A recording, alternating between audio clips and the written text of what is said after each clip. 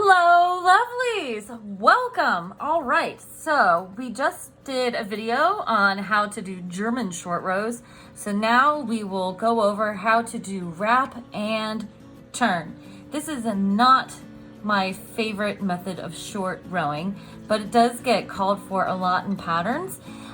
In knitting patterns, you can basically use any type of short row you choose. The main thing is just be consistent. Like, don't swap between two methods of short rows in the same pattern, or you get it with funky result. Also, when doing a German short row, your stitch count changes a little bit. Okay, so how to do wrap and turn. So short rows are little mini rows. That means you knit only part of your entire row or part of your round. You don't go all the way to the end because you turn your work before you reach the end. So we are knitting across our row.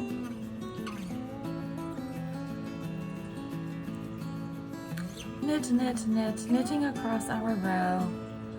All right, so now I want to wrap and turn. So I'm going to pull the yarn between my two needles, slip this next stitch as if to purl, and then I wrap my yarn around this stitch, the slip stitch.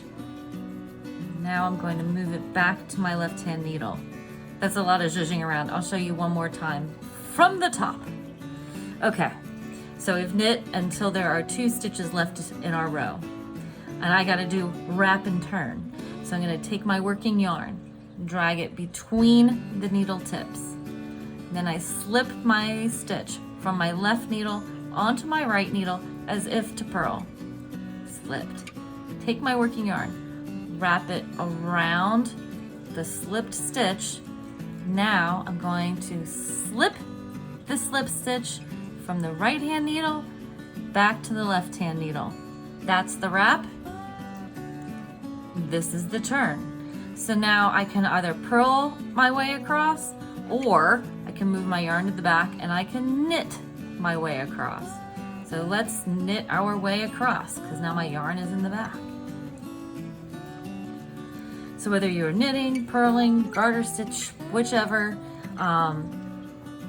you can always do a short row. Short rows are often used on the heels of socks and the backs of necks on sweaters. You can also use short rows a lot in freeform knitting. They do really cool like hill shapes. Okay, so now I want to wrap and turn the second to last stitch on this side. So again, take my working yarn, pull it between the 2 needle tips. Then I'm going to slip the stitch purlwise from the left hand needle to my right hand needle. Take my yarn, wrap it around the slip stitch. Now I move my slipped stitch back to the left hand needle from the right hand needle. So now it is wrapped.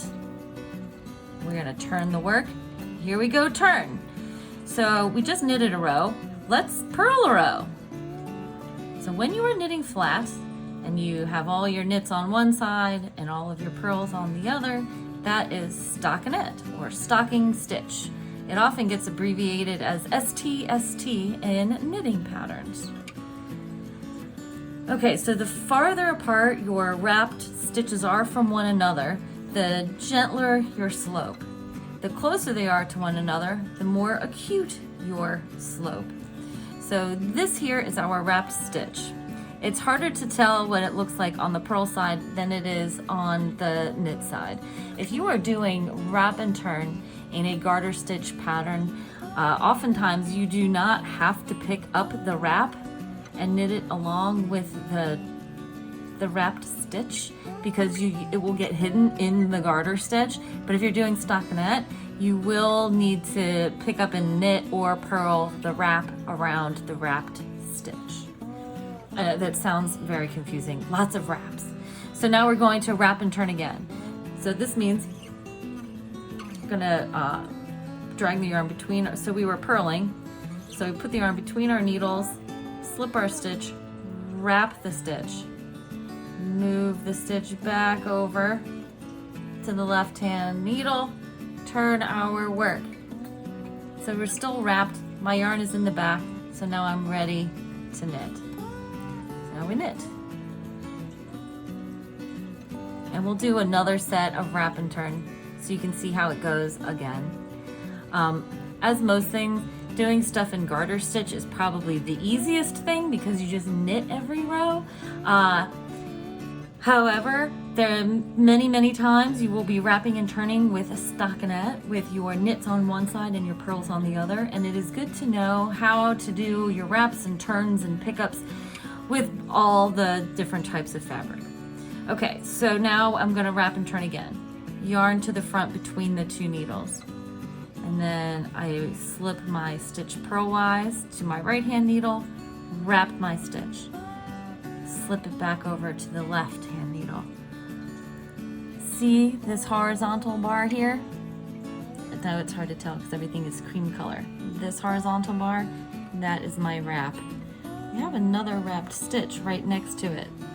See here? This is a wrap as well. So now we're going to turn our work and we can purl back across the row. So when you're doing short rows in a pattern, it says wrap and turn and then knit so many stitches. You never, like the wrap and turn stitch stands alone. If you're doing German short rows and your pattern says wrap and turn, knit 10, the double stitch of your German short row counts actually as stitch number 1. Okay, so we are going to wrap and turn. So then I'm going to put my yarn between the needles to the back, slip my stitch, wrap the yarn around the slip stitch, move my slip stitch back to my left hand needle, turn my work. Now I'm ready to knit across my row. So in this time we are going to pick up and knit the wrap along with our regular knitted stitch. So here is the wrap. So we're going to pick this up and knit this along with the wrapped stitch, and then that wrap disappears. So we'll do this again. So here is the knitted stitch, and then here is the wrap. Yes, this is fiddly. Knit the stitch along with the wrap and continue on to the end. Ta-da! Wraps have disappeared. Now knitting back, or rather purling back, and picking up the purled wraps, or picking them up in purl. It's always a little different.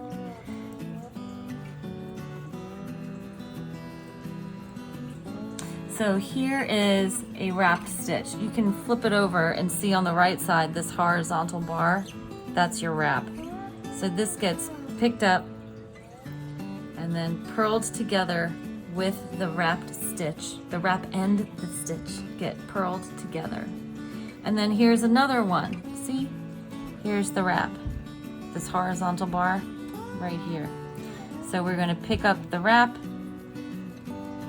and then we're going to purl the wrap together with the stitch. And it doesn't increase anything or decrease anything because it's just the wrap. That's all there is to it. And then and if you're not sure, it's easier to tell where they are on the stockinette side. And then you just continue on your way, happy purling. And then this is another wrapped stitch. See, here is this wrap, this horizontal bar here. Take this bar, slap it on the needle, and we're gonna purl it together with this wrapped stitch. And purl to the end. And voila, short rows. See, it did a little bit of a hill. There's extra fabric in the middle here where we did our short rows. And there's less fabric on the end where we did not. Ta-da! All right, if you have questions, please feel free to ask them in the comments below, or you can email us at lovelyarns@gmail.com. Thank you very much for watching. Don't forget to like, comment, and subscribe, and happy stitching!